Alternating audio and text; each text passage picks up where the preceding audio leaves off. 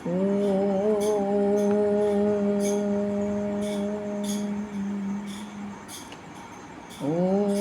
सहनाववतु सहनौ भुनक्तु सह वीर्यं करवावहै तेजस्विनावधीतमस्तु मा विद्विषावहै। ॐ शान्ति शान्ति शान्तिः। अखण्डमण्डलाकारं व्याप्तं येन चराचरं तत्पदं दर्शितं येन तस्मै श्रीगुरवे नमः।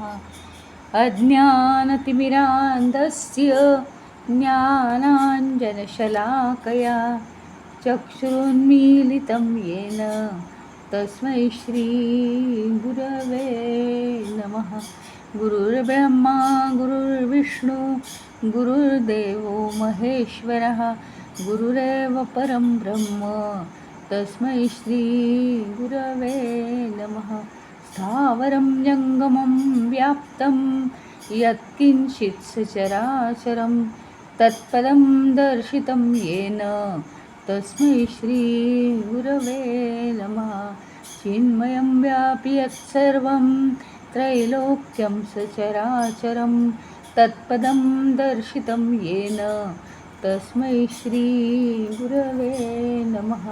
त्वमेव माता च पिता त्वमेव बन्धुश्च सखा त्वमेव विद्या द्रविणं त्वमेव सर्वं मम देवदेव त्वमेव सर्वं मम देवदेव।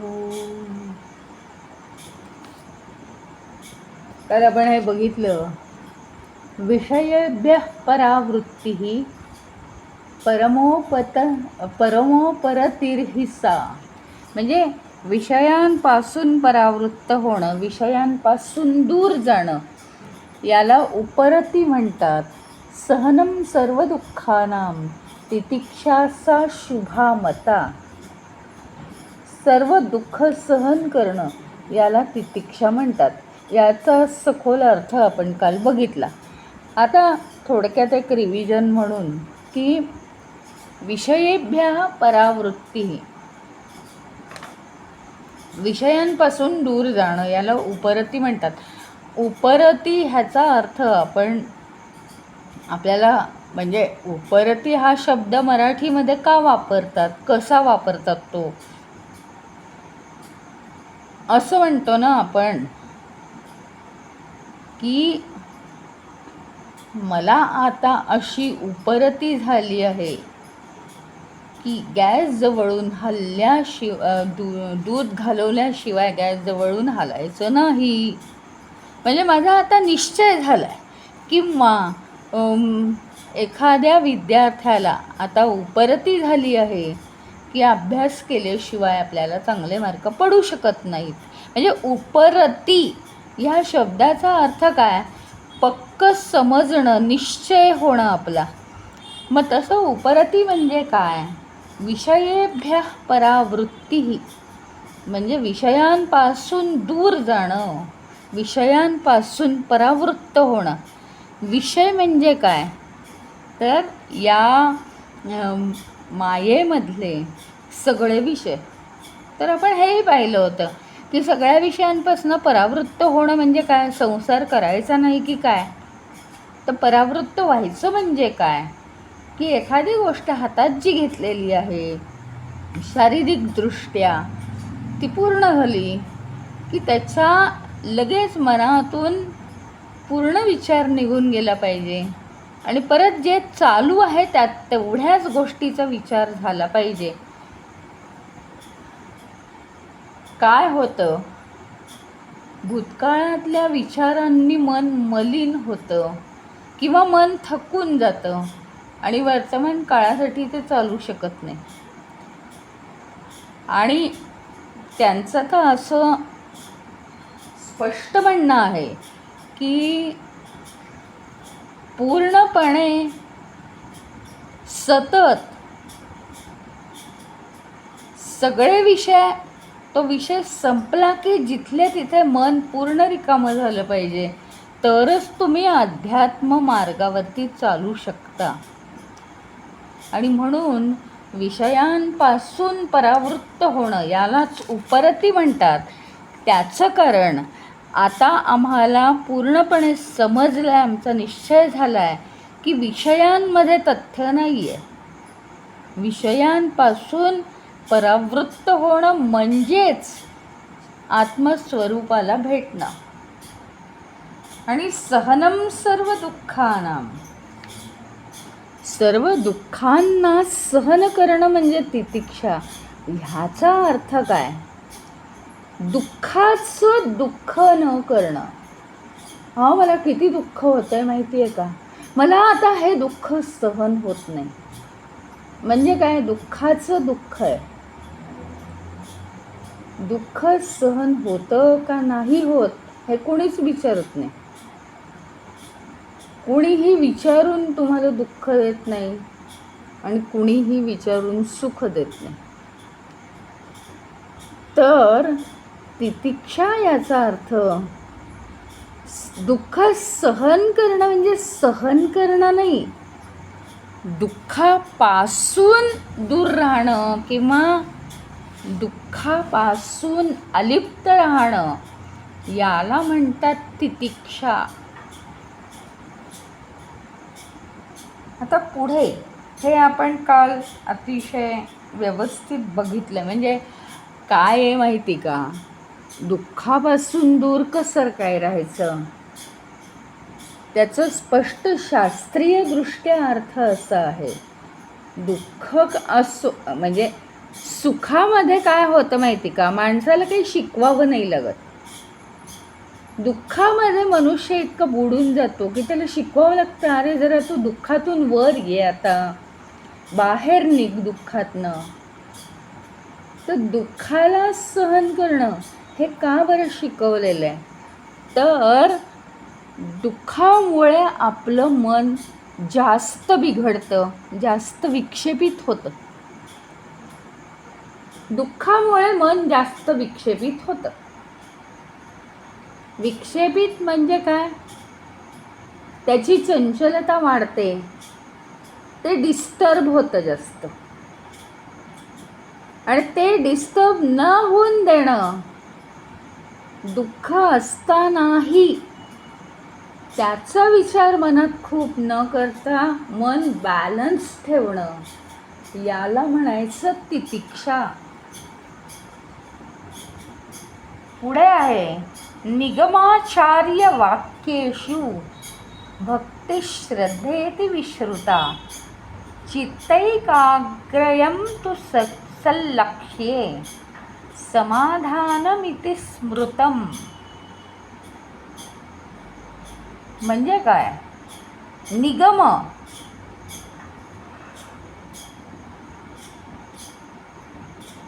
निगम आणि आचार्य, निगमाचार्य यांच्या वाक्येषु म्हणजे वाक्यांवर, वचनांवर भक्ती श्रद्धेति विश्रुता, पूर्ण भक्ती किंवा श्रद्धा पाहिजे.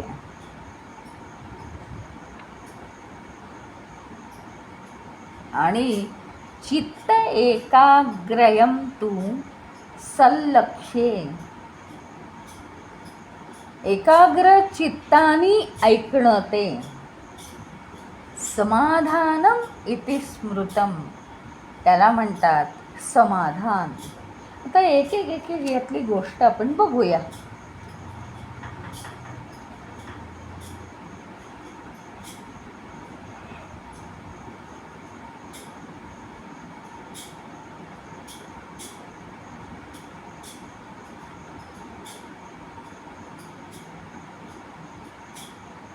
निगम आणि आचार्य. निगम म्हणजे काय माहिती का, वेद. वेद आणि गुरु. आचार्य म्हणजे गुरु आपले. म्हणजे गुरु याचा अर्थ वेद लिहिणारे म्हणा, म्हणजे ऋषीमुनी म्हणा, उपनिषद लिहिणारे म्हणा, शंकराचार्य म्हणा, सगळे गुरु, सद्गुरू. तर वेद आणि गुरु ही दोन्ही लोक जे बोलतात त्याच्यावर परिपूर्ण श्रद्धेने, आणि नुसती श्रद्धा नाही चालत हो कोरडी, तर भक्ती पण पाहिजे. म्हणजे त्याच्यात आपण पूर्णपणे डुंबलो पाहिजे. हां, माझी श्रद्धा आहे असं नुसतं म्हणून कोरडेपणा नाही, तर भक्ती पण पाहिजे. तर भक्ती आणि श्रद्धा अशी ठेवली. हां, हे जे वेद आणि गुरूंची वाक्यसुद्धा अत्यंत महत्त्वाची असतात. त्याचं कारण आहे, ते साधनेत असताना त्यांना वेगवेगळ्या प्रकारचा अनुभव प्राप्त होतो, आणि त्या अनुभवातून त्यांच्या वाणीतून बोललं जातं, दिव्य वाणीमधून बोललं जातं, म्हणून त्याला जास्त अर्थ आहे. भक्तिपूर्णरित्या जर ते आपण ऐकलं आणि आपल्यामध्ये ते उतरलं, तर त्याला म्हणायचं श्रद्धा.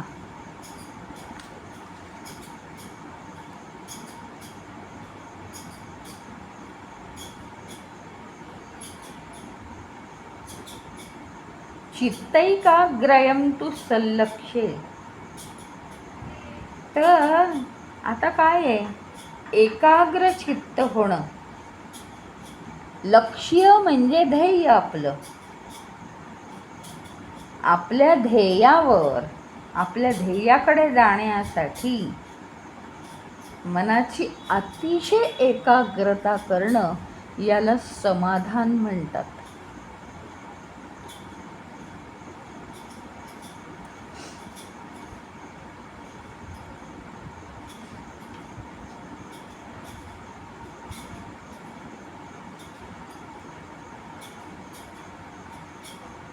आता ह्या ज्या वेदांची किंवा गुरूंची ही जी वाक्य आहेत, अत्यंत महत्त्वाची. म्हणजे त्यातला प्रत्येक शब्द अत्यंत महत्त्वाचा असतो. त्याच्यावर आहे ना आपला पूर्णपणे विश्वास पाहिजे. म्हणजे काय, तर हो आम्ही ऐकलं, हे आचार्य असं असं म्हणतात, काय आहे आम्हाला सगळं कळलं, पण आमच्या ना काही लक्षातच नाही राहत. कळलं, सगळं कळलं, न कळण्यासारखं काही नाही आहे, पण लक्षात नाही राहत, असं जर आपण म्हटलं तर मग ते पूर्णपणे उतरत नाही. मग काय पाहिजे, तर एक तर पहिली गोष्ट म्हणजे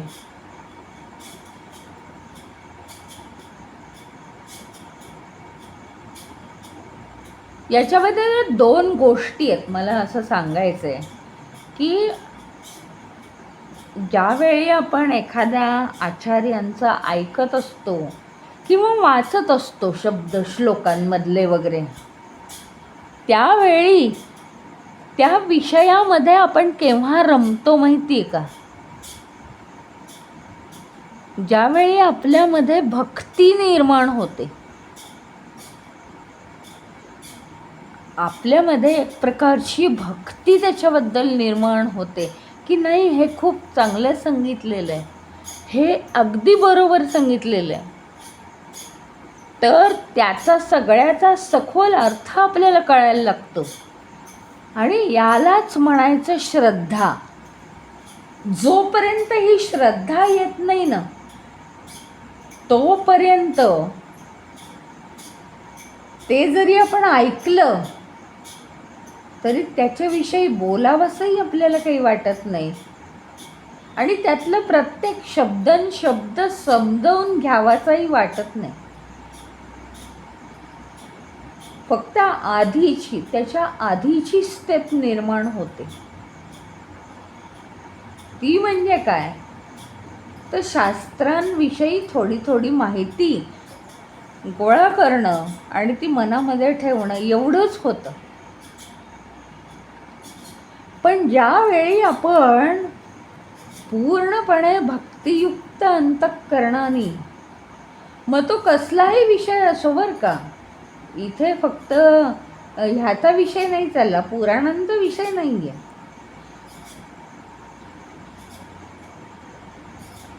उपनिषदाचा सुद्धा विषय, पण त्या श्लोकामध्ये आचार्यांनी प्रत्येक शब्द कसा सांगितला आहे, किती महत्त्वाचा आहे, याच्याविषयी सुद्धा भक्ती निर्माण झाली पाहिजे आपल्या मनामध्ये. आणि त्याला म्हणतात श्रद्धा. ही श्रद्धाच आपल्याला पुढे नेते. ह्या श्रद्धेमुळं होतं काय माहिती का, की ते अंगवळणी पडतात गोष्टी, मुद्दाम काहीही करावं लागत नाही. मग आपण असं म्हणणार नाही की याला आहे ना बरीच वर्ष जावी लागतील, हे कसं काय आम्हाला समजेल, याला फार दिवस जावे लागतील, याला फार कष्ट करावे लागतील, असं आपण म्हणणारच नाही. ज्यावेळी आपल्या मनामध्ये श्रद्धा जागृत होते त्यावेळी ॲटोमॅटिक ते आपल्यामध्ये उतरायला लागतं. मग आपण वेळेची वाट पाहत नाही. श्रद्धा हा विषय या ह्याच्यामध्ये आध्यात्मिक शास्त्रामध्ये अत्यंत महत्त्वाचा आहे. श्रद्धा नसेल तर नुसतं ज्ञान गोळा करण्यासाठी तुम्ही आला असाल तर हरकत काहीच नाही. त्याला काय हरकत आहे, जगात आपण इतर सगळ्या गोष्टींची ज्ञान गोळा करतो, त्याचप्रमाणे आध्यात्मिक ज्ञान गोळा करायला काहीच हरकत नाही. पण ध्येय जर तुमचं ते प्राप्त करणं नसेल तर मग ते आचरणात येणार नाही. आणि म्हणून पुढची व्याख्या लगेच सांगितली आहे. आपलं जे ध्येय आहे, खरोखरीच मला आत्मस्वरूप प्राप्त करायचं आहे आणि खरोखरीच आत्मस्वरूप प्राप्त करण्यासाठी आचार्यांनी ह्याच्यामध्ये शब्द किती समर्पक सांगितलेलं आहे. अशी श्रद्धा आपल्यामध्ये निर्माण होते. आता ती श्रद्धा निर्माण झाल्यानंतर ज्यावेळी आपलं जे लक्ष्य आहे किंवा आपलं जे ध्येय आहे, आत्मस्वरूप प्राप्त करणं हे ध्येय आहे या वर्गासाठी, नाही का, त्याच्यावर लक्ष केंद्रित करणं म्हणजेच एकाग्र करणं. त्याच्यावर जर लक्ष एकाग्र झालं तर त्याला म्हणायचं समाधान. इतकं छान सांगितलं आहे ना, समर्पक सांगितलं आहे. म्हणजे बघा, काही दिवशी कोणी म्हणतं, हां हे आज समजलं आम्हाला, अगदी खूप छान समजलं. किंवा दुसऱ्या भाषेत कोणीतरी म्हणतं की आजचं लेक्चर छान झालं. मग ते छान वाटण्याचं कारण काय आहे माहिती का, तिथे आपलं फुल कॉन्सन्ट्रेशन झालेलं असतं, म्हणून ते आपल्याला समाधान लागतं, सॅटिस्फॅक्शन लागतं आणि त्याला म्हणतात की लेक्चर समजलं. असं आहे. चित्त एकाग्र झालं की समाधान लागतं आपल्याला.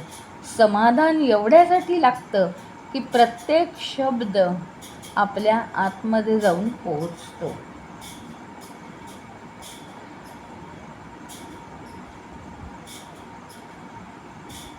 ह्या सगळ्या आत्मप्राप्तीसाठी अत्यंत आवश्यक गोष्टी आहेत. म्हणजे काय आहे की गुरु या शास्त्रामध्ये काय काय आहे, काय काय नाही आहे, काय केलं पाहिजे, कशाला माया म्हणतात, कशाला परब्रह्म म्हणतात, इतकं सूक्ष्म त्यांनी सांगत असतो. त्या विचारांशी आपण समरस व्हायला पाहिजे. ॲक्च्युअल त्या विचारांशी समरस केव्हा होणार आपण, खूप भक्ती असेल तर. परमेश्वराशी एकरूप आपण केव्हा होतो, खूप भक्ती निर्माण झाली तर आपण एकरूप होतो ना. त्याच्याप्रमाणे खूप जर आपली भक्ती निर्माण झाली शब्दांमध्ये भक्ती निर्माण व्हायला पाहिजे, कारण ते शब्द, ती वचनं जी आहेत ती त्या गुरुची, त्या आचार्यांची, ज्यांनी स्वतः तो अनुभव घेतलेला आहे, अपरोक्षाचा अनुभव त्यांनी स्वतः घेतलेला आहे.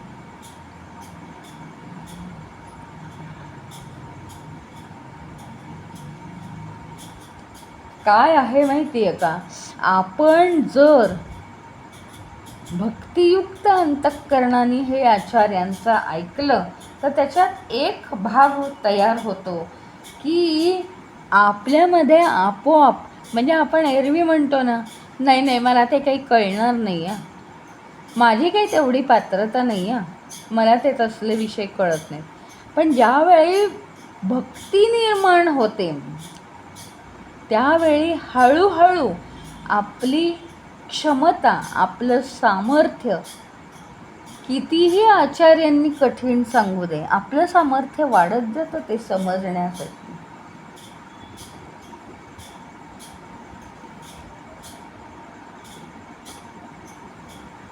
आणि अशा पद्धतींनी आचार्यांनी सांगावं आणि आम्ही त्या आचरणात आणावं, या शास्त्रशुद्ध पद्धतीला श्रद्धा म्हणतात. आणि एक अगदी सहज गोष्ट आहे, निदान म्हणजे आपण आहे ना घरी साधना करणं, तासभर साधना करणं. साधना याचा अर्थ काय माहिती आहे का,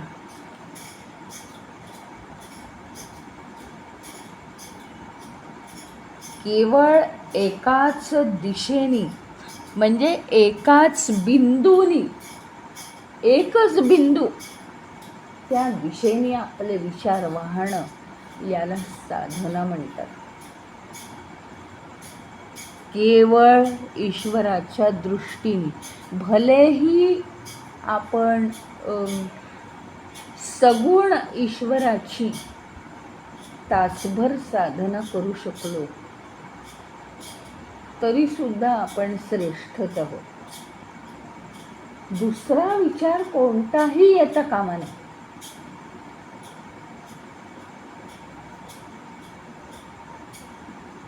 सगळे विचार एकाच ठराविक बिंदूने, एकाच ठराविक दिशेने आपले जाणं, अध्यात्मशास्त्राच्या अशी विचारधारा एक तासभर तरी निदान असणं, याला म्हणतात कॉन्सन्ट्रेशन, एकाग्रता. आणि तेव्हा कुठल्याही विषयात अशी एकाग्रता केली की आपल्याला त्या विषयापासून समाधान वाटतं, हे निश्चित आहे.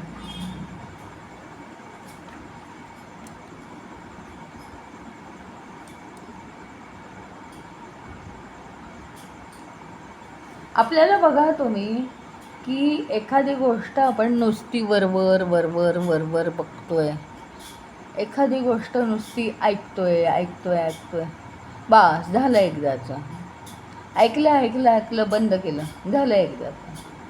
हां, तर मग काही मजा नाही आहे.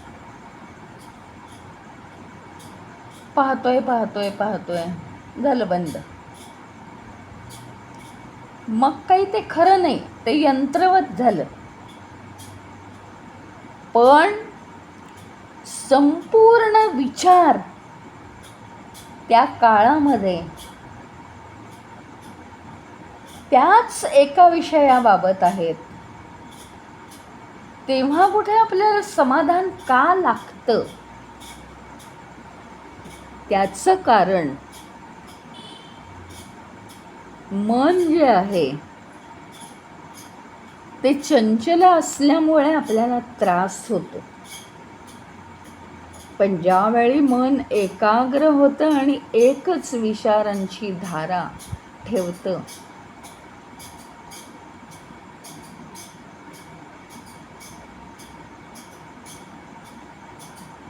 मन स्थिरावल्यामुळे आपल्याला समाधान लागतं.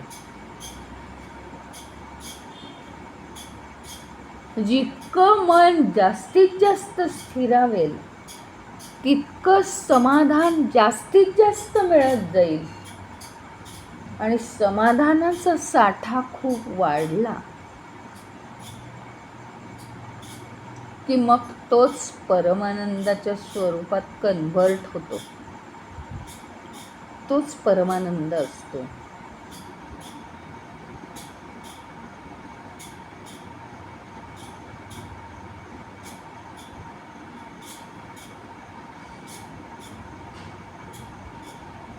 अखंड एखाद्या विषयावर आपण समरस होऊन जाणं, संपूर्ण परिपूर्ण श्रद्धेने एखाद्या विषयावर आपण एकाग्र होणं, दोन गोष्टी आहेत त्याच्यामध्ये.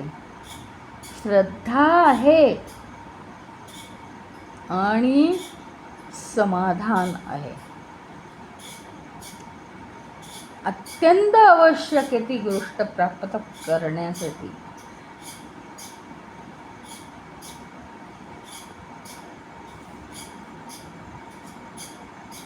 कुठल्याही विषयावर एकाच दिशेने विचार करणं, ही जी अवस्था आहे, मानसिक अवस्था, त्याला समाधान म्हटलेलं आहे.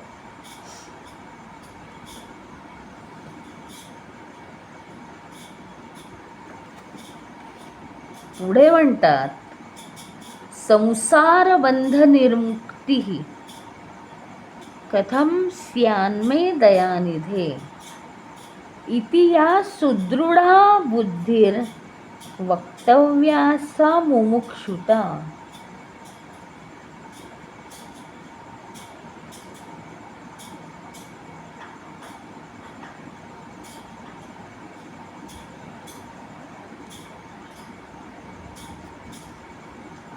आता एवढं जरी सगळं झालं असलं, सगळं झालं, काय काय उपरती तितिक्षा शिकवली आपल्याला, श्रद्धा समाधान दिलं, पण इतका हा जीव डिस्टर्ब आहे, मायेमध्ये गेलेला आहे, त्यामुळे तसं अजूनही थोडंसं कठीणच आहे.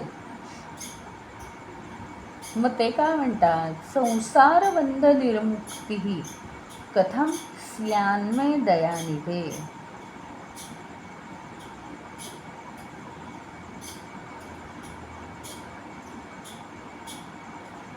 दयानिधे म्हणजे परमेश्वरा, संसाराच्या बंधनातून माझी मुक्ती कशी होईल. इति या सुदृढा बुद्धी वक्तव्यासा मुमुक्षुता. आता एकच वेळ लागेल की या संसार बंधनातून माझी मुक्ती कशी,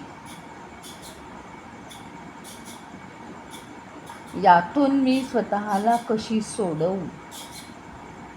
अत्यंत महत्त्वाचे. इथे शब्दाचे डायरेक्ट अर्थ घेऊन तुम्ही दुःखी होऊ नका. संसार बंधनातून माझी मुक्ती कशी होईल, संसार याचा अर्थ काय आहे, हे सतत स्वतःला आपण सांगितलं पाहिजे.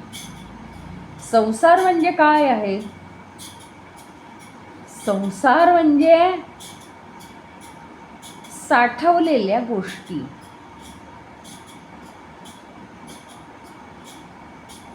साठवणं म्हणजे काय आहे, तर जे वर्तमान काळात नाही आहे ते ठेवलंय आपण आपल्या मनात अजून. अशा संसारातून मुक्ती कशी होईल, अशी जर आपल्याला ओढ लागली सारखी, तर त्याला म्हणतात मुमुक्षुत्व.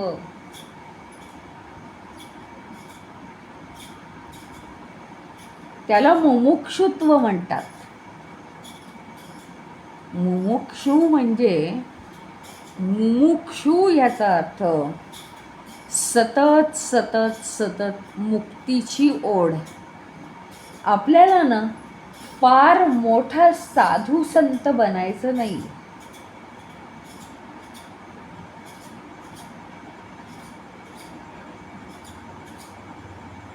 फार भगवी वस्त्र घालून कुठे जायचं नाहीये जंगलात. पण तरी सुद्धा या संसारी जीवनामध्येच आपण मुमुक्षुत्व कसं काय संपादन करायचं.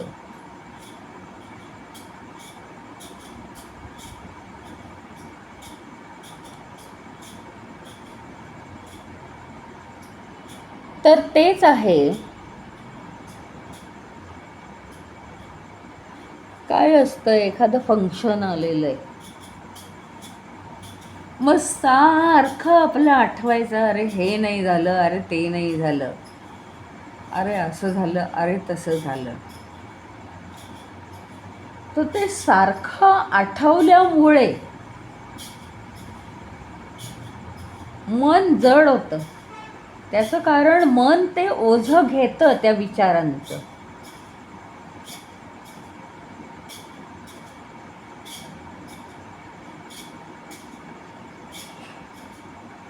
प्रसंगी आपलं मन हे इतकं ओझं पेलू शकत नाही. त्याच्यामुळे मनही थकतं आणि मन थकल्यामुळे शरीरही थकतं.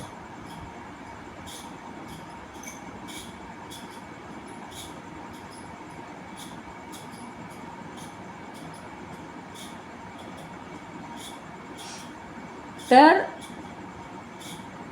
त्याचा मतितार्थ आपण जाणणं खूप आवश्यक आहे की संसारातून माझी मुक्तता कशी होईल. संसार याचा अर्थ काय माहिती का, मनात साठवून ठेवलेले विचार.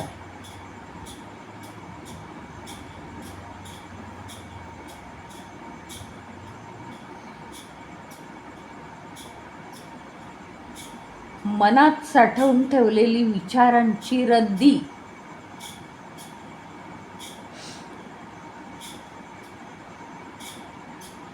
ते सगळं बाजूला काढलं पाहिजे. आता आपल्याला माहिती आहे काय सिस्टीम आहे. काय सिस्टीम आहे,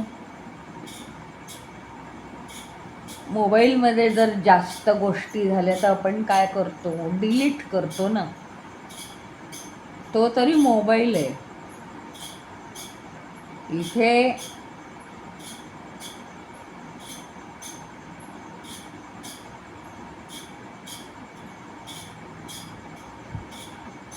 इथे तर प्रत्यक्षात काय होतं माहिती आहे का, आपण जीवन जगत असतो आणि मनामध्ये जर खूप विचार साठले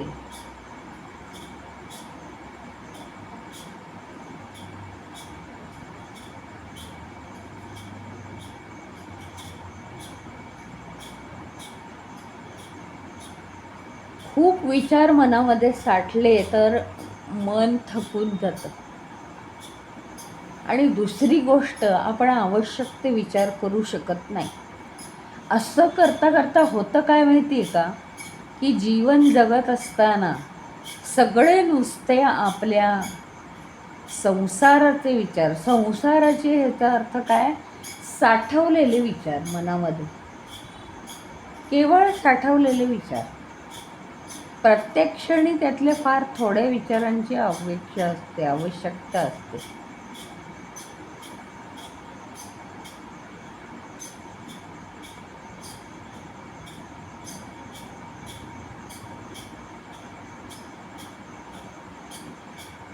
त्यामुळे आपल्या मनात साठलेले जे विचार आहेत ते सतत डिलीट करत जाणं. ते डिलीट कशाने होतात माहिती आहे का, ईश्वराच्या नावाने ते पुसले जातात, रब होतात सारखे. आणि म्हणून जप हे एक टेक्निक आहे तेवढ्यासाठी. तो जप करायला आपण सुरुवात केली ना की काय होतं माहिती का, तर स्वरूपाशी आपण एकरूप व्हायला लागतो. ते जे स्वरूप आहे, आत्मस्वरूप, त्या स्वरूपाशी एकरूप होण्यासाठी जरी भले सोपं वाटलं आणि सगुण साधना जरी केली तरीसुद्धा सगुण साधनेमध्ये आपण काय करतो, तर परमेश्वराचं जे रूप आहे त्याच्यावर कॉन्सन्ट्रेट करतो. आता मी समजा म्हटलं की शंकर, ओम नमः शिवाय, मग शंकराचं रूप आपण समोर आणतो. आता शंकर ही एक संसारातली व्यक्ती कोणी नाही आहे. जरी शंकराचं रूप आपल्याला दिसत असलं, एक फायदा सांगते मी आता, की जरी शंकराचं रूप आपल्याला दिसत असलं डोळ्यांनी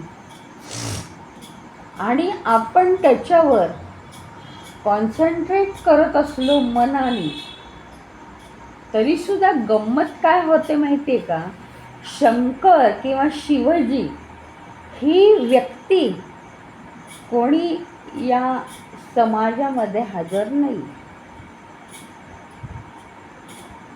कोणची तरी एक व्यक्ती म्हटलं की मालिन्य येतं.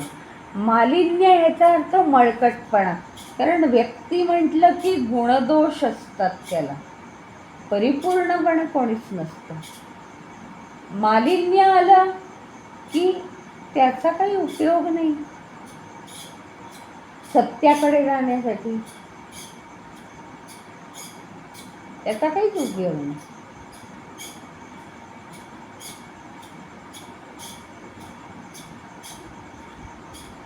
म्हणून सगुण उपासना केली की आपल्याला, बऱ्याच लोकांना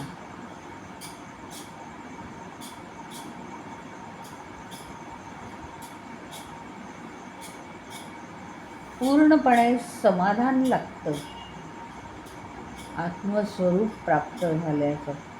पण त्याच्यासाठी खूप निधिध्यासन असायला पाहिजे.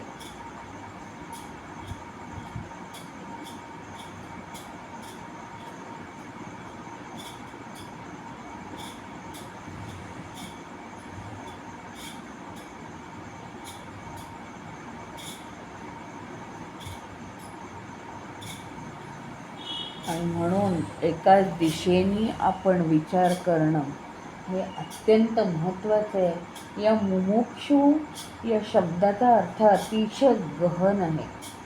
या शब्दाचा अर्थ असा आहे की केवळ आणि केवळ एकच इच्छा तुमच्या मनामध्ये जेव्हा राहील, म्हणजे काय माहिती का, असे मुमुक्षु खूप आहेत की जे संसार करतात. फक्त काय, सगळ्यांची नावं इथे डिक्लेअर झालेली नाही आहेत, पण प्रत्यक्षात मुमुक्षु ह्याचा अर्थ स्वतःच्या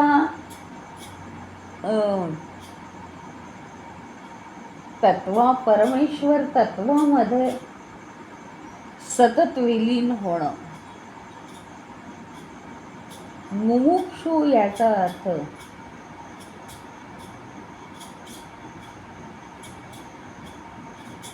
संसार हा डिस्टर्ब करणारा आहे याची मनाला प्रचिती येणं. संसार याचा अर्थ आपला संसार असा नाही, म्हणजे आपण जे गृहस्थी जीवन जगतो याला मी संसार म्हणत नाही. संसार म्हणजे मनातल्या विचारांचा संसार. हा मनातल्या विचारांचा संसार सतत बाजूला करून विषयेषु परावृत्त, त्याच्यापासून सतत बाजूला होऊन शेवटी माणसाला सतत सगळ्यापासून परावृत्त आणि आत्मतत्वामध्ये एकरूपता, हे लागोपाठ लागत असेल असं.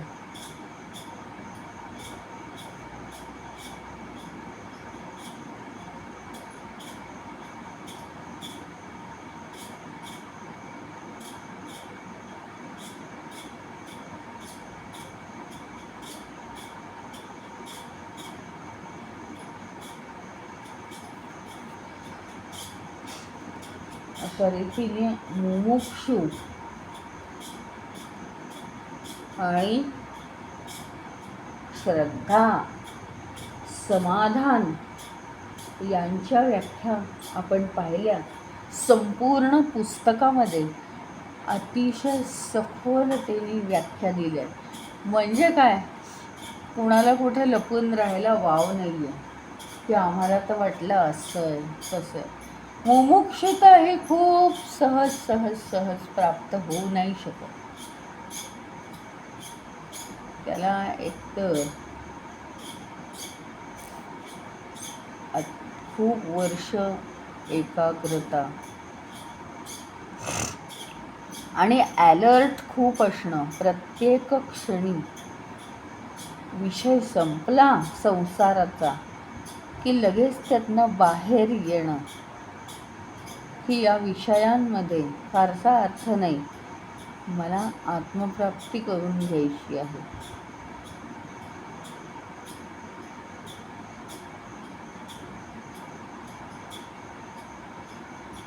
अशा रीतीने विचार आपल्या मनामध्ये सतत राहिले पाहिजेत त्या आत्मप्राप्तीविषयी. याला म्हणायचं मुमुक्षुत्व. तर आपण इथे आज थांबूया.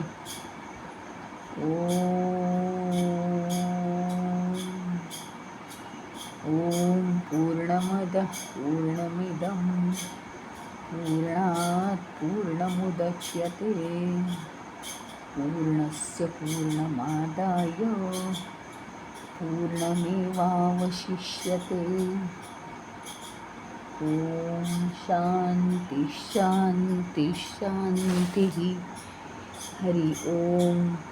श्री गुरुभ्यो नमः. हरि ओम.